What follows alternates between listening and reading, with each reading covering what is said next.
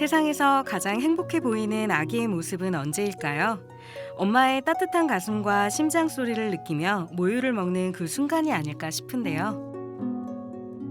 우리나라 모유 수유율은 2000년부터 꾸준히 증가해 OECD 국가 평균에 비해 높은 수준입니다. 하지만 반대로 대한민국 60% 이상의 엄마가 모유 수유를 하지 못하고 있다는 뜻이기도 하죠. 그래서 이들이 필요합니다. 모유를 연구하는 사람들, 매일유업 모유연구원 최유영 과장을 만나볼까요? 모유연구소는 아기들이 먹는 조제 분유 그리고 또 아픈 아기들이 먹는 특수 분유를 만드는 곳이고요.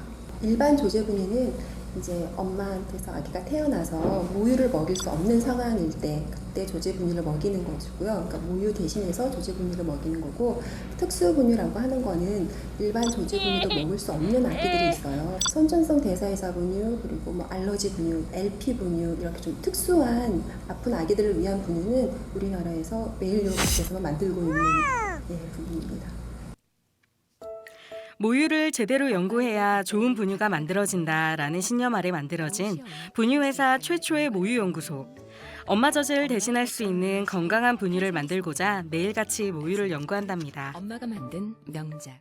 제품을 개발하는 일 있고, 그다음에 신제품을 계획 또는 기획 같은 부분도 해야 되는 부분이 있거든요. 그리고 또 뭐 CS적인 업무, 뭐 고객 문의가 왔었을 때 거기에 대응하는 부분, 그리고 뭐 사회적 이슈가 있었을 때, 예를 들어서 중국 분야에서 멜라닌이 나왔었던 경우가 있었거든요. 그럴 경우에 우리나라와는 상관이 없지만 우리나라 분야도 다 같이 검토를 해야 되는 부분이 있고, 이런 부분에서 연구소에 있다고 해서 연구로만 치우쳐져 있지는 않습니다.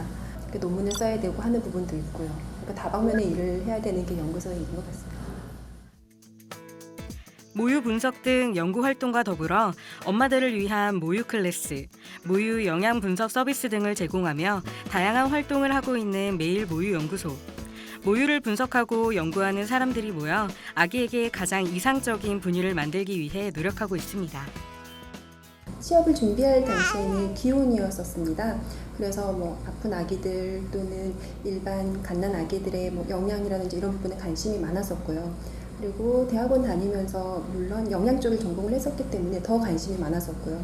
그래서 여러 기업을 찾다 보니 매일유업이 아기들이 먹는 분유부터 아픈 아기들이 먹는 분유, 그리고 우유, 여러 가지 식품군에 대해서 다양하게 개발하고 연구를 하고 있는 회사여서 매일유업에 더 관심이 갖게 되고 취업을 준비하게 되었던 하나의 원인이기도 하고요. 생물공학이나 영양화학 이런 쪽 전공을 하게 되면 식품회사 연구소, 그리고 뭐 식품연구소, 또 외에는 뭐 분석연구소 이런 쪽으로 많이 갈 수 있습니다. 연구소는 좀 기본적으로 석사 이상 학력을 요구하고 있기 때문에요. 학위는 있어야 되는 부분이 있습니다. 그렇지만 꼭 유업체라고 해서 유가공을 전공해야 된다든지 하지는 않고요. 일반적인 그 식품의 기본이 되는 영양화학이라든지 영양학, 식용이나 식품공학 이런 부분을 전공을 해도 유업체에 들어올 수 있는 부분이고요. 연구와 관련된 전공 지식도 매우 중요하지만 모유 연구원이 되기 위해 가장 필요한 것은 바로 영어입니다. 해외 시장을 공략하기 위한 잦은 출장, 연구 관련 해외 논문 및 서적을 모두 감당해내기 위한 필수 항목인 셈이죠. 그리고 모유 연구원에게 중요한 덕목은 끈기. 수십 가지 자재들의 배합비를 짠다거나 영양 성분표를 구성한다거나 오랜 시간 집중력을 가지고 책상 앞에 앉아 연구를 해야 하기 때문입니다. 모르겠다.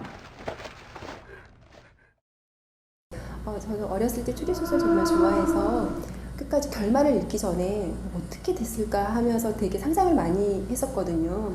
그래서 내가 생각했었던 결말과 작가의 결말 이런 부분 연결짓고 하는 부분이 너무 재밌었어요. 근데 이쪽 분야에도 본인이 뭔가를 좀 파고들어서 집중력 있게 하는 좀 끈기와 인내가 있는 친구들한테 많이 맞지 않는 분야일까 생각되네요. 분유 같은 경우에는 그냥 기호식품으로 먹는 게 아니라 아기들의 생명과 직결되다 보니까 크게 방향이 올 수 있기 때문에 정말 침착하게, 꼼꼼하게, 인내심을 가지고 끈기 있게 집중력을 가지고 해야 되는 부분입니다. 모유 분석 연구 결과를 반영해 아기에게 안심하고 먹일 수 있는 특허받은 분유 제품을 개발해내고 있는 매일 모유 연구소. 일본 방사능 성분 함유에 대한 소비자들의 불안감이 커지자 원재료의 원산지를 100% 공개, 국내 브랜드와 수입 브랜드를 통틀어 소비자들로부터 가장 신뢰받는 분유 제조 브랜드로 인정받고 있습니다.